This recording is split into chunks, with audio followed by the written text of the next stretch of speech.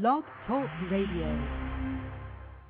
Hello everyone, good morning. This is Laurie Smith on Blog Talk Radio. It is Monday morning, 5:30 in the morning, Calgary, Alberta, March 22nd, and I'm happy to be here. And this is One Child Abuse Survivor to Another.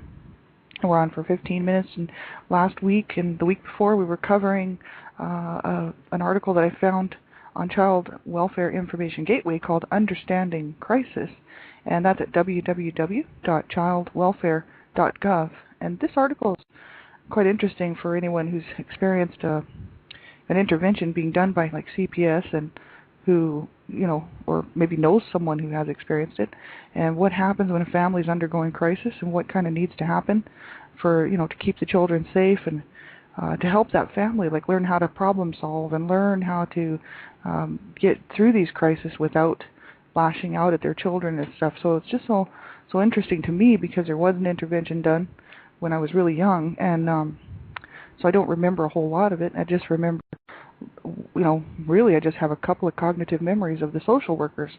So my other siblings would definitely have a lot more information, but most of them are gone, and one of my brothers killed himself, suicide, when he was 33 years old, so I can't ask him, and my other brother died of a drug overdose at the age of 43, and so I can't ask him either, so that's almost 20 years ago now. And so, it's, there's, kind of some interesting information regarding what happens when CPS has to come in and intervene, on behalf of the children in the home, and so it's quite interesting. And so that's what we're looking at. And we'll just keep on going through the article, and you can pull that article up as well. So, yeah, this is not a professional show. I don't hold any professional counseling certificates or anything like that. I'm just a person who sits on Blog Talk Radio just to bring information to people, as I'm a survivor of child abuse, and I also study child rights and human rights, and at MRU I'm a part-time student in between courses just because I can't afford to go right now. But when I do finally sign back up, I'll be back enrolled in international community development, child rights, and whatnot.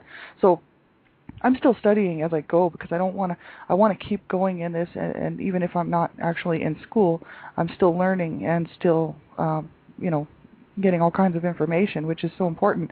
And also because, for my own survivor issues, my own healing and my own healing journey, I find this information very interesting, and I know that there's so many of us out there who have experienced child abuse and who've been through it, lived through it, and, now are just walking out our healing, and it's so hard. And I know I just wanted to be one more voice out there just to say you're not alone, and that just keep reaching out and keep looking for what works for you in your life, whether, it's getting a counselor or therapist or finding a good friend or support groups. Support groups I really like myself because I've tried them and they work. For me, they did anyway. I found a couple of support groups where the people are just so awesome, and they reach out to you as you reach out to them, and everybody just wants everyone to be happy and healthy and have a good life, So it's so important to find someone in your life that you can, that can help you, right? They can help us.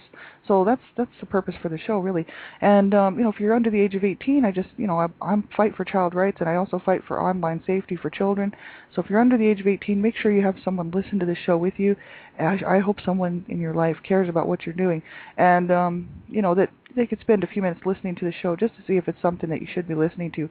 And also then they'll be able to help you if you have questions and concerns about the information, because the topic of abuse is very sensitive, and it's kind of scary for people if they've never heard anything about it, even for adults. So, and there's not a whole lot being talked about abuse, So it's an uncomfortable topic. Most people don't like talking about it, and so you don't hear too much about it except for what's in the news, and it's usually generally bad news about a child dying at the hands of their caregivers or parents, or in the hospital due to injuries related to child abuse. So that's about all we ever hear about it. So, that's the problem. I think people need to start talking about it, and society as a whole needs to start figuring out what we're going to do to stop child abuse and to really prevent it from happening in the first place, and then to stop it now. So it's so important. And so that's what we're doing here this morning, talking about understanding crisis.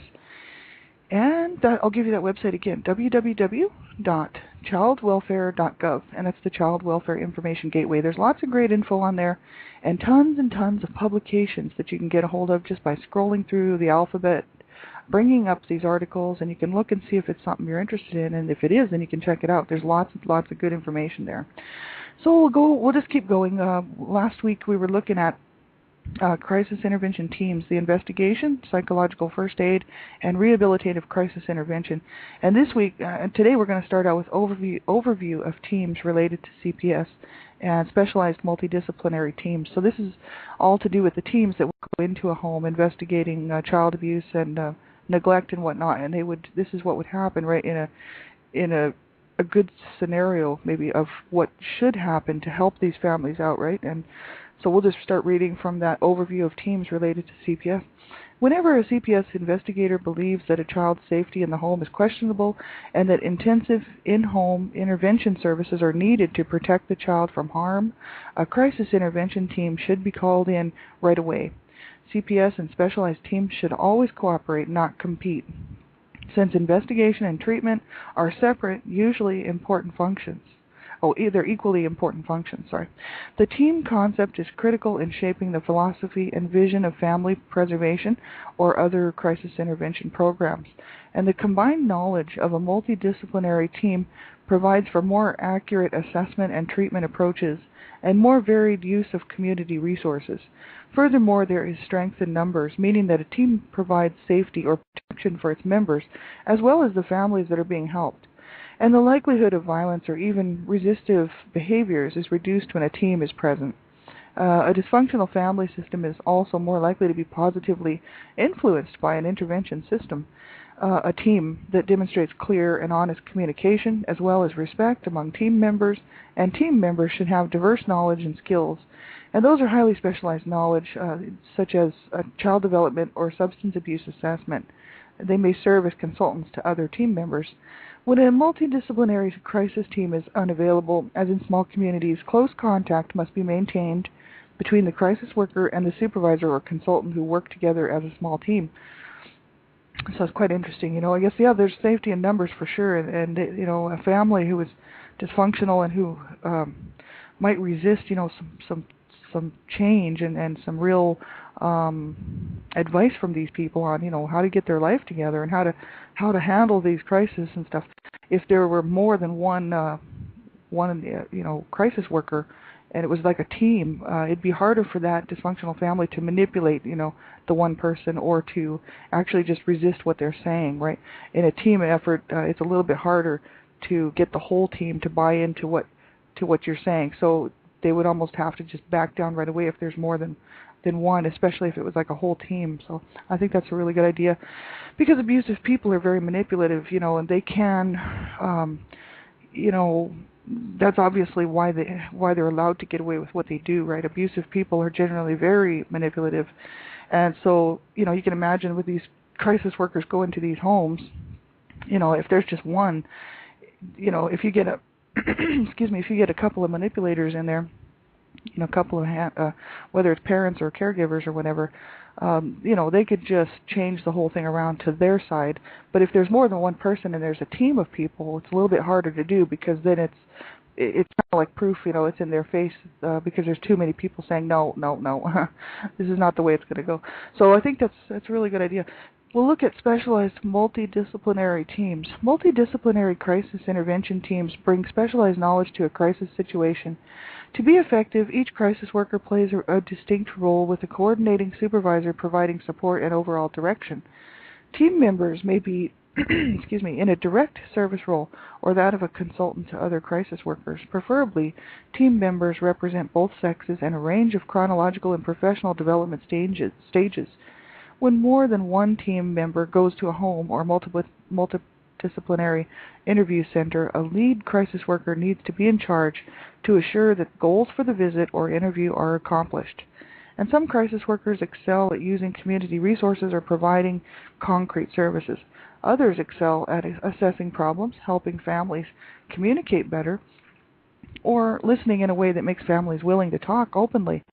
Some crisis workers are especially good at accompanying clients to a well baby clinic, to a physician's office, to prospective employment, or even the grocery store, thereby helping them feel successful in accomplishing a task. And some crisis workers are better at supportive confrontation or placing limits on inappropriate client behaviors.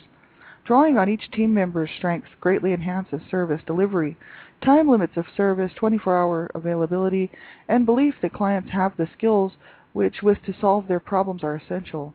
Time-limited service requires advanced planning, specialized knowledge, and specific skills if families are to benefit. And the following are areas that any program providing a team approach must address. In order to assure the team's effectiveness, they list off here a bunch of stuff here. We'll read through those. Clarity regarding crisis workers' specialized multidisciplinary roles, development of an eclectic base of theoretical and intervention knowledge, and training and supervision to assure that crisis workers and clients stay focused on the chosen goals, and specific training regarding crisis intervention theory, consistent and timely supervision to enhance skills and provide support, and debriefing by a supervisor and peers to prevent the team's burnout, and training which addresses crisis worker safety and vulnerability. So those are, I guess, all things that really have to happen in order to make a team effective when they go into these homes, to work with these families and to protect these children, right? And then crisis is an opportunity to initiate change. If help is not available when a family is open to new ways of coping, family members may sink deeper into maladaptive patterns such as more violence, heavier substance abuse, deeper withdrawal, or more destructive scapegoating. Under such circumstances, there is increased risk of child abuse and neglect. And when individuals and families are highly stressed and anxious about dealing with unfamiliar problems such as a summons to appear in juvenile court, they may feel overwhelmed, hopeless, and panicked. After attempting to use responses that have worked for them in the past, they are searching for new responses to their dilemma. If in the past they have responded to frustration by yelling, accusing, hitting, feeling sick, withdrawing, or crying, it becomes evident to them that these responses are not stopping the CPS or law enforcement investigation. Finding no answer to the situation while perceiving a threat to their existence, families are open to new ways of processing and resolving their problems. So that's quite interesting. I know in our family, our parents didn't handle any kind of stress well because they never worked as a team or a unit, and they both worked against each other all the time. Like my mom worked against my dad worked against my mom. They used us kids in the middle. My mom used my brothers to get back at my dad, so she would okay everything that they did, including drug use. And my dad would use us kids to get back at my mom, and that was to intimidate and to, especially my brothers, to pick on my brothers especially. There was some physical abuse, mental and verbal abuse. And then my mom, of course, would be upset at my dad for hurting her sons. And so they used the kids to get back at each other, in all kinds of weird, manipulative ways. And, they didn't handle anything well. And any time there was a crisis, everybody was upset and screaming and raging. And then there would be fights breaking out between my parents, and everybody would just be panicking and freaking out. And I'm quite sure that's why my brothers turned to drugs. They just couldn't cope, and they just, not all my brothers did drugs, but the two of my brothers did, and I think that's probably why. I know that's why I finally eventually turned to drugs, just because I didn't care anymore. I was like, man, I don't care. I'm just, joining the club. And so it can happen in families, and it's just horrible if they don't get help. And our family was on the road to getting help, and they were supposed to go get counseling. It was court-ordered counseling, or we would be removed from the home, and they just didn't follow through with it. We moved out of the country, and that's what happened. And this kind of thing can happen, So see, I'm all for CPS stepping in and any other child protection agent to step in when it's necessary, because there's abuse going on in homes right now that is just being ignored. It's just not being followed up with. Children are dying at the hands of caregivers, and it's unfortunate because a lot of family members and friends of families just will not step in and report the abuse, so the children die, or they spend their whole lives suffering from a life of abuse and horror, literally being, captured in hell, basically, their whole lives trying to get well from abuse that was inflicted upon them and was not their fault. So important to make that phone call if you suspect child abuse. We got about a minute left. I'm the Canada Regional Director for Dreamcatchers for Abused Children. You can go to their website, www.dreamcatchersforabusedchildren.com. Check out their website. They have great information there regarding how to report child abuse, what are the signs and symptoms to look for, how to help parents cope. There's so many information. There's so many good links and stuff and resources on their website. Please check it out, www.dreamcatchersforabusedchildren.com. And you can listen tomorrow night Dreamcatchers Talk Radio here on blogtalkradio.com, and that's best-selling author and president of Dreamcatchers for Abused Children, Donna Shear, will be hosting, and then I'll be co-hosting. So I hope you can join us, and that's going to be at 6:30 Eastern Standard Time. And you can check that out on Blog Talk Radio. So have a great day, everybody. Take care. I'll be back on tonight, 9:30 p.m. For child abuse prevention, and human rights abuse prevention is up to us. And so until then, take care of yourselves, everybody. You're in my heart, and my prayers are with you. Have a great day. Bye-bye.